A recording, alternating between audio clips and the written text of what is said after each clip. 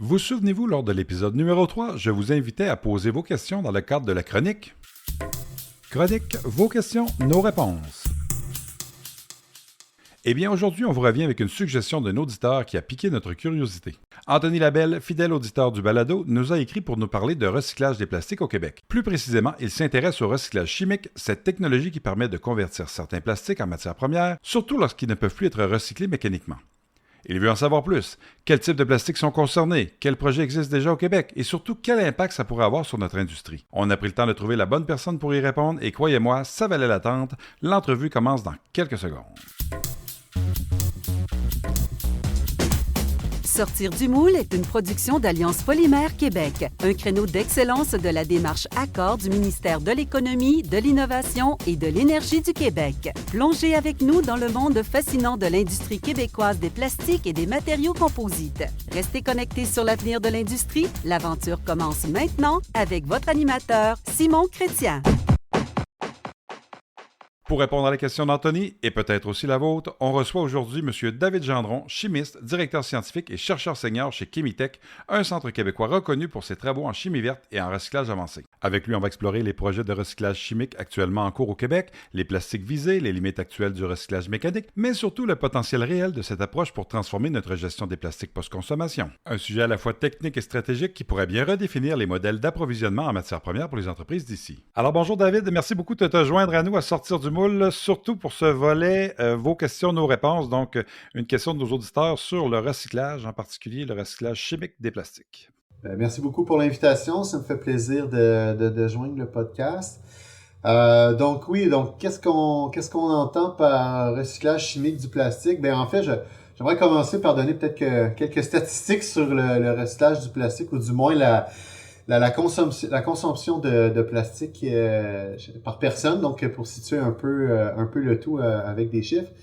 Donc, c'est des chiffres qui datent là, de 2017-2018, donc ça fait déjà quelques années. Là. J'ai pas mis mes chiffres à jour, là, mais ce que j'avais comme chiffre, c'est qu'environ chaque personne consomme entre 70 et 100 kilos de plastique par jour. Il faut bien s'entendre, du plastique, des fois, on pense seulement aux emballages ou des contenants ou des équipements sportifs, par exemple, mais il faut aussi considérer les vêtements. Puis ça, je pense que c'est un élément que des fois, on a tendance à oublier. Effectivement, excuse-moi, je pense que juste pour remettre les gens en contexte, quand ils voient un chandail ou un pantalon en nylon, c'est souvent le même nylon, je pense qu'on va prendre pour faire d'autres pièces en plastique qu'on utilise couramment, le même polyester, juste comme ça. Absolument. Puis tu sais, je pense que c'est important de ramener cet élément-là, parce que c'est même pour moi, c'est un élément que j'oublie souvent, l'aspect textile. Puis c'est quand même un gros volume. Donc, puis des fois, c'est aussi des composites. Donc, on a du nylon ou du polyester, donc entre autres. Puis bon, c'est ça. Donc, puis ce plastique-là, bon, la grande majorité, on se cachera pas, là, c'est fabriqué à partir de sources qui est non renouvelables, là, donc des sources pétrochimiques. Donc, il reste que beaucoup d'opportunités aussi à essayer de creuser pour avoir là, des sources plus biosourcées. On peut avoir en tête là, la cellulose qui est un biopolymère. Là. Donc, bon, ça on s'entend, c'est quelque chose qui est biodégradable aussi. Mais souvent, quand c'est mis intrinsèquement, par exemple, dans le cas des vêtements, là, avec d'autres polyesters, la récupération, le recyclage est un petit peu plus, un peu plus difficile. Puis bon, on s'entend, il y a beaucoup de déchets qui se retrouvent aussi dans l'environnement. Donc, on peut penser, puis c'est souvent certaines images chocs qui est utilisé, donc le plastique dans l'océan. Donc, soit des emballages, puis bon, ça flotte, puis ça remplit les plages, puis bon, on en entend parler, donc, ou simplement aussi l'enfouissement, mais on a juste à regarder les autoroutes au printemps lorsqu'on se déplace, puis bon, après l'hiver, il y a souvent pas mal de déchets plastiques aussi qui se retrouvent sur le bord, même par chez nous. Donc, c'est ça. Donc, il y a beaucoup d'efforts qui sont quand même mis pour faire le recyclage du plastique. Je dirais, il y a peut-être 4 types de plastique là, qu'on entend plus parler en termes de recyclage. Il y a tout ce qui est PET, puis bon, polyéthylène terephthalate là, pour le jargon plus technique. Donc, tout ce qui est bouteilles d'eau. Donc, les bouteilles d'eau, les bouteilles de jus, les bouteilles aussi à vinaigrette. Donc ça, c'est quelque chose, c'est un type de plastique qu'on recycle, puis j'en parlerai un peu plus là, en détail tantôt. Il y a aussi tout ce qui est polyéthylène, donc tous les sacs Ziploc par exemple, les sacs ordures, les sacs de pain, aussi. Beaucoup dans l'emballage alimentaire, je pense. C'est beaucoup dans l'abattage alimentaire, effectivement. Et aussi tout ce qui est polypropylène, donc les bouchons des bouteilles, mais tout ce qui est plastique plus dur, donc des pièces qu'on trouve dans les voitures et autres de tous les jours. Donc ça, c'est aussi des types de plastique qui sont quand même, qui ont beaucoup d'efforts qui ont été mis pour le recyclage. Puis dans les dernières années, il y a tout ce qui est polystyrène, donc tout ce qui est mousse polystyrène, ustensiles en plastique, puis les petits copes là, de plastique de yogourt. Là. Ouais. Donc maintenant c'est du polystyrène extrudé. Donc ça aussi c'est quelque chose là, que beaucoup d'efforts qui ont été mis pour essayer de recycler ça. Il y a plusieurs compagnies au Québec qui se sont lancées dans le recyclage de plastique du point de vue chimique. On peut entre autres penser à Loop Industries, donc qui était dans le coin de Terrebonne. Donc eux, c'est du PET. Donc ils ont mis au point une usine qui permet le recyclage, la dépolymérisation en fait du PET. Puis j'y reviendrai là, dans les prochaines minutes. Il y a Polystyrvert, que je crois qu'ils ont changé de nom récemment. Je crois qu'il s'appelle Upsolve. Ouais, c'est ça. Je pense que c'est Upsolve. Que eux, bon, comme leur nom l'indiquait initialement, c'est du polystyrène. Donc, eux, leur façon de faire, c'est entre autres là, de dissoudre le polystyrène dans un solvant. Parce qu'on sait que le polystyrène, c'est une mousse, ça pèse rien. Donc, côté transport, c'est pas génial. Donc, on paye cher pour le peu de poids que ça va prendre dans le camion de transport. Donc, ça, c'est une de leurs solutions. Puis, j'en reviendrai un peu plus loin. Puis, il y a aussi Pyrowave qui font de la pyrolyse, en fait. Donc, c'est un recyclage, c'est une forme de recyclage chimique, on pourrait dire. Donc, ils viennent dégrader les chaînes polymères, les chaînes plastiques pour en faire là, des composés moléculaires là, qui peuvent être utilisés là, à d'autres fins. Excuse-moi, juste une petite parenthèse pour être sûr de démêler les gens. Là, quand on parle justement de pyrolyse, on parle de solvolyse, ou je ne sais pas si c'est ça que ça veut dire, là, Upsolve. Oui, on parle de polystyrène. Ouais, exactement. C'est quoi, là, est-ce que ça reste tous les deux des recyclages chimiques, ou il y en a un qui est un recyclage, vu que c'est de la pyrolyse thermique, ou ça reste chimique quand même? Ça reste, je le mettrais dans le même global, dans le même vocable que un recyclage chimique. Là. Donc, c'est une forme différente. Là. Donc, la pyrolyse, en gros, bon, on vient chauffer à haute température, haute pression, nos résidus, nos déchets de plastique. Puis bon, ça forme différents composés moléculaires. Puis là, ces composés-là qui sont en forme gazeuse, bon, on peut par exemple, injecter d'autres gaz ou les faire modifier pour générer là, des oléfines ou des alcanes plus lourds, on peut penser. Donc, des matières de base. On revient au monomère. On revient aux matières de base. Loop, c'est un peu la même chose. Donc, dans le polyéthylène terephthalate, ils sont capables de le dépolymériser et d'en faire les deux monomères, les deux molécules de base. Donc, ils reviennent en arrière. Donc, ça aussi, c'est une dépolymérisation chimique. Polystyrvert, ce qu'ils font en premier temps, ils font de la solvolyse. Donc, exactement. Donc, ils viennent dissoudre leur polystyrène dans du ciment, là, si je me trompe pas. Puis après, ils font un traitement chimique. Donc, je sais pas si c'est acide ou basique, mais on vient défaire le polymère en briques moléculaires de base. Donc, c'est pour ça que je les rentrerai quand même dans la même catégorie là, de recyclage chimique. Donc, en termes de recyclage, souvent, ce qu'on a, c'est un recyclage primaire pour les plastiques. Bon, par exemple, aux bouteilles de plastique, on les remet dans le même cycle pour en faire d'autres bouteilles de plastique. Jusqu'à un moment donné où côté propriétés mécaniques ou certains autres de propriétés physiques, bon, on les a plus, mais on peut faire des loops pendant un bon bout de temps. Dans le cas du recyclage mécanique. Oui, dans le cas du recyclage primaire. Secondaire, je rentre mécanique là-dedans. Donc, on vient par exemple broyer certains plastiques pour en faire d'autres, pour l'envoyer dans d'autres domaines. Donc, par exemple, les bancs de pâte, donc ça venait de polypropylène de d'autres sources, on vient leur broyer, on vient leur mélanger, on vient l'extruder, ou on fait d'autres formes, puis ça va pour des bancs de pâte, par exemple. Donc, un recyclage secondaire. Puis dans le recyclage tertiaire, c'est là que souvent je considère le recyclage chimique. Donc, comme on parlait de dissolution, la dépolymérisation, la pyrolyse. Puis j'ajouterais peut-être aussi tout ce qui est modification enzymatique. Donc, il y a de plus en plus de recherche qui se fait pour dépolymériser, mais avec des enzymes ou en milieu microbiologique, là, donc pour essayer, bactériens entre autres, là, pour essayer de devenir des... On avait vu ça il y a quelques années, là, j'avais suivi ça. Là. Ouais, on commence à en avoir même de plus en plus, des fois, des nouveaux projets qui sortent. Là.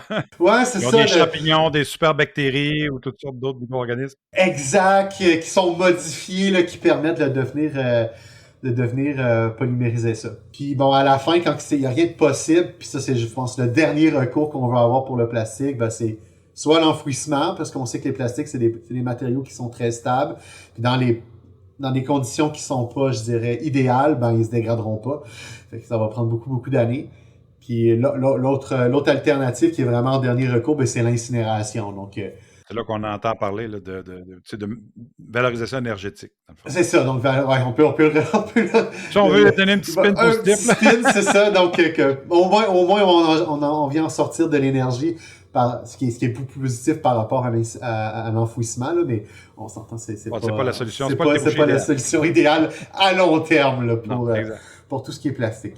Ce que je fais, c'est que je discuterai peut-être un peu des différents types de plastique qu'on dépolymérise chimiquement. Là. Donc, je vais lisser un mot tantôt, là, par exemple, au PET. Donc, au début, c'était beaucoup du recyclage primaire et secondaire, donc mécanique, on le séparait. Puis, c'est encore ça qui est fait en grande partie pour le PET. Mais on se rend compte que lorsqu'on le rentre dans une boucle de recyclage primaire et secondaire, on finit par perdre des propriétés mécaniques. On peut le voir, là, des fois on le voit avec les bouteilles les bouteilles d'eau qui ont été c'est marqué maintenant plastique recyclé. On voit qu'elles sont pas aussi transparentes que les sels originales qu'on est habitué. Puis on peut s'imaginer que si ça rentre dans la loupe 50 fois, ben ils vont être pas mal plus en brique qu'on l'était au départ. Clair ou vraiment transparent. Non, c'est ça. Fait que tu sais, ça c'est à considérer. Puis pour le PET, on est chanceux, nous au Québec, on a Loop qui fait la dépolymérisation. Donc, excuse-moi, ça existe encore, l'eau, j'ai pas fait de recherche, mais... Oui, ça existe encore. On a longtemps entendu parler, pas nécessairement pour les bonnes raisons, mais donc ça continue. Oui, ça existe encore. Ça, ils ont une usine à Terrebonne, puis je crois qu'ils ont ouvert une usine en Asie, là, donc en Inde ou Chine, là, je me souviens pas. Mais ils ont une autre usine aussi là-bas qui, on s'entend, permettra de traiter des volumes probablement plus importants et rendre le tout économiquement viable. C'est aussi un élément à considérer dans ce type de procédé-là. Je sais que pour le PET, il y a encore la pyrolyse qui est possible, l'hydrolyse. Donc, il y a plusieurs alternatives qui sont regardées. Mais je sais que tout ce côté des polymérisations, là, donc c'est quelque chose qui a été mis de l'avant et qui a pu atteindre un niveau de maturation technologique plus avancé. Donc, on est passé des études laboratoires, mais à la mise en place d'une usine pré-commerciale, puis là, maintenant, une usine là, qui fonctionne à plein régime. À échelle commerciale, dans le fond, avec des volumes là, intéressants. Intéressant, là, c'est ça. Puis je pense qu'il y a eu des ententes avec les grands joueurs là, de l'industrie du breuvage, si je peux dire ça comme ça. Coca-Cola, Pepsi ou les autres, là, je connais pas les détails, là, j'ai nomme comme ça, là, mais des grands joueurs de ça. Côté polyéthylène, il faut entendre qu'il y a plusieurs types de polyéthylène. Puis tu sais, souvent, on va le voir sur quand on regarde le signe de recyclage. Donc, on a du polyéthylène de haute densité, de basse densité, entre autres. Puis c'est pas nécessairement les mêmes applications là, qui sont visées. Le polyéthylène, il est surtout la pyrolyse. Mettons qu'on parle de recyclage chimique, là, ça va être surtout la pyrolyse qui est considérée. La première type de recyclage considéré pour le polyéthylène, c'est le recyclage mécanique, là, donc ce qui est fait dans les centres de tri, ensuite c'est réintroduit dans les chaînes. Mais si on veut le considérer en côté recyclage chimique, c'est la pyrolyse. Là. C'est pas mal juste ça qui a été développé de ce que j'avais regardé là, dans les technologies. Dans les derniers jours pour me garder à jour. Ensuite, comme je mentionnais tantôt, il y a tout ce qui est polypropylène, donc les bouchons de ces bouteilles-là. Puis faire noter, en Europe, ils ont changé leur design de bouchon. Là. Ici, on peut débouchonner, puis le bouchon s'enlève carrément de la bouteille. Mais en Europe, ils ont changé la façon que le design est fait. Ça débouchonne, mais ça reste attaché avec une petite languette de plastique. Ouais. Comme ça, il se ramasse pas dans l'environnement facilement, puis il reste attaché à la parce que c'est un enjeu au niveau du tri, même aussi. Je pense que quand le bouchon se retrouve seul, il est séparé, puis il est tellement petit qu'il passe au travers des tamis, puis il est pas bien récupéré dans ce temps-là. Absolument, en fait, là, que ça reste un enjeu. Fait que en tout cas, c'est un petit aparté là-dessus. Là, j'ai remarqué ça dans les dernières années. Non, mais c'est bien, puis il faudrait qu'on s'en vienne vers ça même au Québec aussi. Absolument, il n'y a pas de raison qu'on le fasse pas, parce qu'on s'entend, on le dévisse. Souvent, on l'échappe, on cherche où, on veut le remettre dessus. Puis il se ramasse là, dans l'environnement la plupart du temps, étant donné sa taille. Faut garder en tête que le polypropylène, seulement peut-être 1% est recyclé. Donc la plupart, c'est vraiment la séparation mécanique. Ensuite, on le refait fondre, puis on le réintroduit. Puis un point important que j'ai pas soulevé jusqu'à maintenant dans tout ce qui est recyclage du plastique, c'est que souvent, c'est pas du plastique pur qu'on a. Donc, il y a des pigments souvent dedans. On veut avoir une couleur. Il y a des additifs pour y donner des propriétés mécaniques là, qui seront adaptées à l'application. Donc, quand on vient recycler ça, que ce soit de façon mécanique, mais aussi, surtout, je dirais, de façon chimique, mais il faut considérer ça en tête. Donc, c'est pas, on dépolymérise, par exemple, puis tout est beau. Ben non, il y a beaucoup d'autres additifs, là, des agents de remplissage, des pigments et autres, qui viennent compliquer la tâche. Donc, c'est un défi de bien séparer ça. Là. Donc, OK, parce que là, ça a l'air facile quand on parle de recyclage chimique. On dit tu mets ça dans un chaudron, tu mets, je vais simplifier, mais le chaudron met un peu de ton petit mélange miracle, puis ça ressort dans des bouteilles séparées de chaque composante, mais c'est pas si facile. Puis surtout s'il y a des additifs, j'imagine, à ce moment-là, c'est exactement, c'est pas si facile que ça, puis il faut y aller par étapes, puis le procédé, il faut qu'il soit bien établi.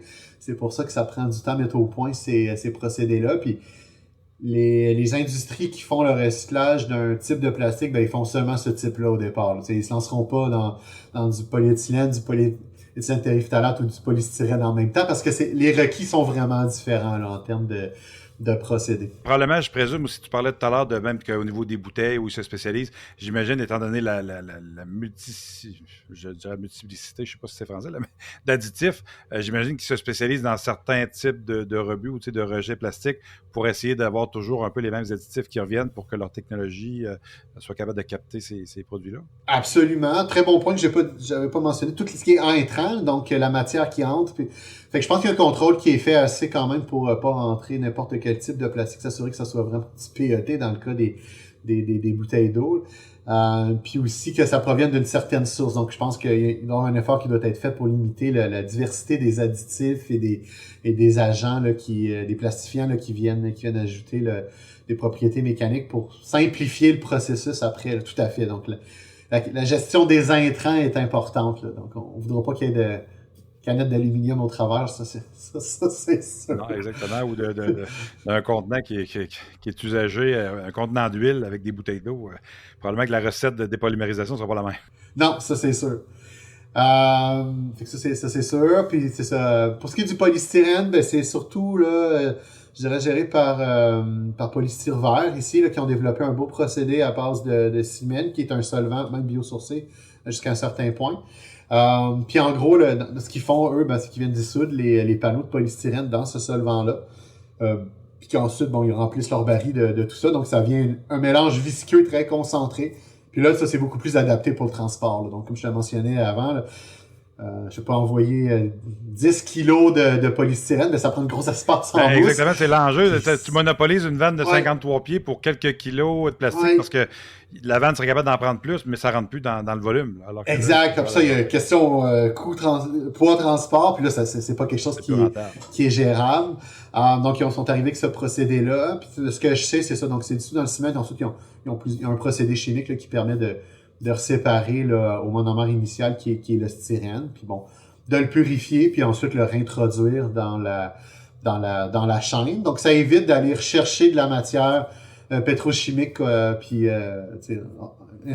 avoir une demande là-dessus, exercer une pression sur ce truc-là, puis ça permet de rendre un procédé plus vert, plus éco-responsable, puis aussi circulaire. Ça, je pense que c'est quelque chose qui est important là, dans le tout. On veut générer moins de déchets en bout de ligne. Exact. Je pense que ça c'est important là, à avoir en tête. Dernier point que j'ai comme ça serait peut-être tout ce qui est côté déchets municipaux. Puis ça on s'entend, il y a pas mal de déchets complexes et mixtes qui se retrouvent là, dans les centres de tri municipaux. On peut trop penser à des composites plastiques plastique et matière lignocelluloseuses pour retourner à ce qu'on discutait avant. Puis faut les séparer ça. Donc de quelle façon on procède par ça? Donc on les broie, on les brûle. Il y a différentes méthodes là, qui sont en place. Par exemple, une méthode que j'ai en tête, là, donc il y a moyen de broyer le tout puis de séparer la partie plastique de la matière, de la biomasse, donc le bois par exemple. Puis ensuite, par une méthode qu'on appelle syngas, on vient chauffer ça à haute température. On on dégrade le plastique sous forme moléculaire presque. On peut fabriquer par exemple à partir de ça du méthanol ou de l'éthanol. Des biocarburants, entre autres, là, qui peuvent servir pour d'autres applications. Donc, c'est une bonne façon de revaloriser la biomasse qui a été utilisée pour la biomasse, c'est ça. Tout à fait. Dernier point que je pourrais aborder, ça serait peut-être tout ce qui est normes et réglementations. Donc, on sait qu'en Europe, ils sont souvent pas mal plus avancés que nous sur ça. Il y a une préoccupation, je veux dire, sociétale qui est plus présente que nous. Donc, il y a des normes qui sont plus avancées de la façon qu'ils gèrent leurs déchets. Donc, je pense qu'il y a de quoi s'inspirer aussi à ce niveau-là. Donc, puis on s'entend, c'est souvent ce qui fait bouger l'industrie aussi. Quand les normes arrivent, ils n'ont plus trop le choix. Donc, c'est un élément de motivation, si je peux dire ainsi, qui permet d'avancer puis de générer de nouvelles idées, puis aussi favoriser l'innovation à différents égards pour des pratiques plus éco-responsables là, pour tout ce qui a trait au recyclage du plastique. Là. C'est sûr, parce que ce soit les coûts de disposition, mais même les coûts d'enfouissement, s'ils sont trop abordables, ça devient plus intéressant nécessairement d'investir dans des technologies de recyclage. C'est plus rentable de s'en départir dans un enfouissement, ce qui n'est pas la meilleure solution du tout. Tout à fait, oui. Et justement, dans ce contexte-là, là, où on a mis la table avec plusieurs procédés, au Québec, on en est où? Est-ce que c'est une pratique courante, justement? Parce qu'on n'a pas encore de législation ferme à cet effet-là. Est-ce que ça se fait de façon courante, le recyclage chimique, ou c'est encore à des échelles pilotes? Au meilleur de ma connaissance, il n'y a pas de réglementation nécessairement qui encadre de façon précise le recyclage chimique. Je sais que Loop, comme on mentionnait tantôt, le fait à une grosse échelle. Là. Il y avait une usine pilote à Terrebonne, puis ils ont pu faire des gros volumes. Donc, c'est quelque chose qui se fait bien. Polystyrvère aussi, là, ça s'était rendu à l'échelle industrielle.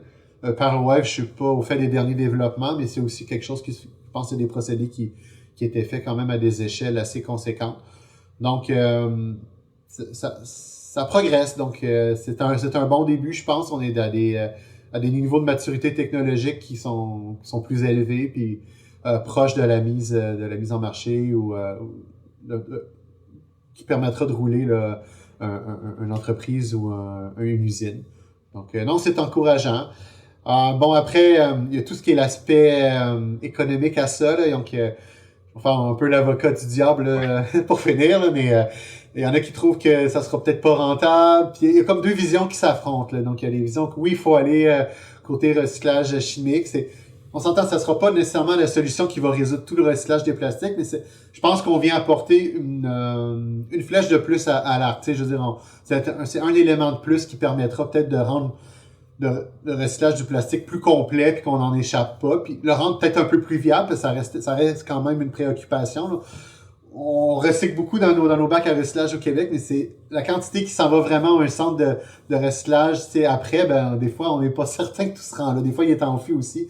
Donc, ça permettra peut-être de rendre le recyclage un peu plus viable.